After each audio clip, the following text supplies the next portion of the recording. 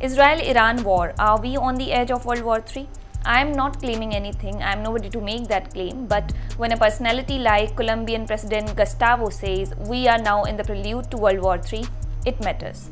Hello, you're watching ET Now Swadesh. I am Ritu Sharma, and in this segment, we are trying to understand what is really happening between Iran and Israel, how it unfolded, what are the underlying reasons, its potential connections to World War III, and if ever war-like situation happens, how it will affect us as Indians. So firstly, what is going on right now? So late Saturday, Iran launched a direct attack on its Ark 4 Israel for the first time, firing more than 300 missiles and drones. Nearly all were intercepted by Israel and others, including United States, Jordan and Britain.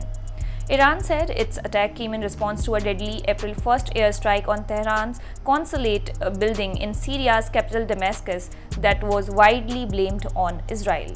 On Sunday, United Nations Secretary General Antonio Guterres called for de-escalation at the UNSC and said the world could not afford another war in the Middle East. Now let's discuss how it unfolded. News came around Friday night 12th April that Hezbollah attacked northern Israel using drones and missiles. Hezbollah stated that it launched dozens of rockets at Israeli artillery locations in reaction to Israeli military strikes in southern Lebanon, marking one of its biggest attacks since the beginning of the Gaza war.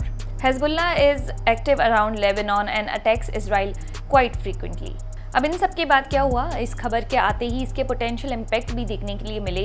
America का जो index है, US index, Dow Jones और Nasdaq, वो सभी लाल निशान के साथ बंद हुए जब मीडिया ने अमेरिकी प्रेसिडेंट जो बिडेन से पूछा कि आप इस पूरे मसले पर ईरान को क्या सलाह देना चाहेंगे, तो उन्होंने रिप्लाई किया डोंट, जिसके बाद सोशल मीडिया पर जो बिडेन के अगेंस्ट काफ़ी नेगेटिव रिस्पॉन्स भी देखने के लिए मिला। अब ये एक्सपेक्ट किया ही जा रहा था कि जो बिडेन की इस एडवाइस को ईरान नहीं मानेगा और 24 से 48 आवर्स के अंदर जो है एक बड़ा अटैक इजराइल पर किया जा सकता है।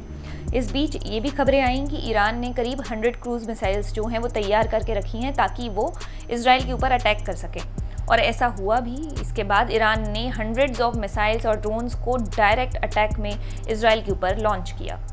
इस बीच ईरान की मीडिया ने ये भी रिवील किया कि ईरान की तरफ से इजराइल के डिफेंस सिस्टम पर एक साइबर अटैक भी किया गया है ताकि उनके जो डिफेंस सिस्टम है वो ठीक तरह से काम ना कर सकें। After all this, Israel also confirmed attack by Iran, although Israel Defense Forces Rear Admiral Daniel Hagari said that 99% of the launches had been intercepted. Then Israel also thanked US and Israeli Prime Minister Benjamin Netanyahu posted a short message on X.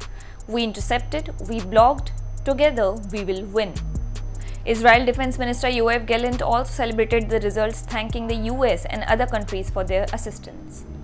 US President Joe Biden also confirmed helping Israel on Saturday by saying that US forces helped take down nearly all the drones and missiles fired by Iran at Israel, adding that he had reaffirmed his ironclad support to Prime Minister Benjamin Netanyahu. Biden added in a statement that he would convene his fellow leaders of the G7 group of wealthy nations on Sunday to coordinate a united diplomatic response to Iran's brazen attack. He also cleared that no US forces or facilities had come under attack from Iran. अब सवाल ये आता है कि Iran ने Israel पर attack किया क्यों? ईरानियन मीडिया की माने तो इजराइल ने सीरिया के डेमास्कस में एक ईरानी कंसुलर बिल्डिंग पर हमला किया था, जिसमें कई सीनियर कमांडर्स की और कुछ रेवोल्यूशनरी गार्ड कॉर्प्स की भी जान गई थी, और ये हमला जो है वो ईरान की तरफ से यही बदला लेने के लिए किया गया है। इन सब के बाद हमास ने भी ईरान के इस हमले का सपोर्ट करते हुए कहा था कि एक वेल डिजर्व्ड रिस्पॉन्स है to the attack in Syria. अब समझते हैं कि इस पूरी कंडीशन में भारत का क्या रिस्पॉन्स था। So as reported by ANI, without specifically referring to any country, PM Modi in his speech said the cloud of uncertainty is hovering over the world today. He added there is a situation of war. The world is tense. In such times of crisis, the security of Indians living in these regions is our priority. अब इन सब की शुरुआत कैसे हुई? इन सब की शुरुआत हुई अक्टूबर 2023 में, जब हमास ने इजराइल के सिविलियंस पर अटैक किया और कई जानें इजराइल में गईं। इसके बाद इजराइल ने मिलिट्री ऑपरेशन को शुरू किया। अब इजराइल और ईरान के बीच जो भी कुछ हो रहा है, इसे वर्ल्ड वॉर 3 की एज क्यों कहा जा रहा है? ईरान ने जो पलटवार किया इजराइल के ऊपर, इसकी वजह से कहा गया कि ईरान के इस डिसीजन ने पूरी दुनिया को वर्ल्ड वॉर 3 की एज पर ला करके खड़ा कर दिया है। क्यों? क्योंकि Iran is not so far away from making nuclear bombs. Israel also has secret nuclear war heads. तो अगर ये सिचुएशन जो है वो एस्केलेट होती है आगे जाकर के, तो हम सभी समझ सकते हैं कि कितनी बुरी सिचुएशन में दुनिया आ सकती है। इस बीच ईरान के जो डिफेंस मिनिस्टर हैं वो कई बार ये क्लियर कर चुके हैं कि कोई भी कंट्री अगर उनको नुकसान पहुंचाएगी तो वो पलटवार करेंगे, यानी कि उसका जवाब जो है वो कड़े शब्दों में दिया जाएगा। अब इस सब पर ईरान का जो ऑफिशियल स्टांस है, अगर हम उसकी बात करें तो उनका कहना है कि यूएन के आर्टिकल 51 के तहत अगर कोई भी दूसरी कंट्री की एम्बेसी किसी और कंट्री पर हमला करती है तो उस कंट्री को पूरा हक है बदले में जवाब देने का। तो ऐसे में हर कंट्री यही बात कहेगी कि इस समय जो भी कुछ चल रहा है वो गलत चल रहा है, क्योंकि अगर ये सिचुएशन आगे एस्केलेट होती है तो सारी दुनिया वर्ल्ड वॉर 3 की तरफ धकेल दी जाएगी। अब आपको बता दें कि अक्टूबर 2023 में जो हमास ने अटैक किया था उसको स्टॉक मार्केट से भी जोड़ा गया है। यूएसए बेस्ड रिसर्चर्स जो हैं उन्होंने एक स्टडी पेश की थी, ट्रेडिंग ऑन टेरर जिसका नाम था, जिसमें ये बताया गया था कि हमास के जो बिजनेसमैन थे वो पहले से ही सिचुएशन को लेकर के अवेयर थे। तो जैसे ही अटैक किया गया मार्केट में पैनिकिंग हुई, शॉर्ट सेलिंग हुई और इसका फ़ायदा जो है वो हमास के बड़े बिजनेसमैन ने उठाया और अच्छा खासा मोटा अमाउंट जो है वो जुटाया था। अब अगर हम मार्केट की बात करें तो आज 15 अप्रैल के दिन तो क्रूड ऑयल में जंप नहीं देखा गया है।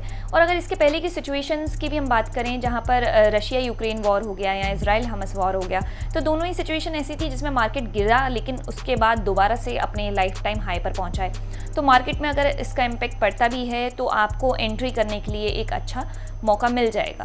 अब बात रही इंडियन इकोनॉमी की, तो यहाँ पर जो सारा खेल है वो क्रूड ऑयल का ही है। अगर वॉर लाइक सिचुएशन होती है और क्रूड ऑयल जो है वो $100 पर पहुँचता है तो आप समझ सकते हैं कि कितनी महंगाई बढ़ सकती है। इसके अलावा एक रास्ता है स्ट्रेट ऑफ हॉर्मुज़, जहाँ से भारत का ज़्यादातर जो कच्चा तेल है ज़रूरत का वो इम्पोर्ट किया जाता है।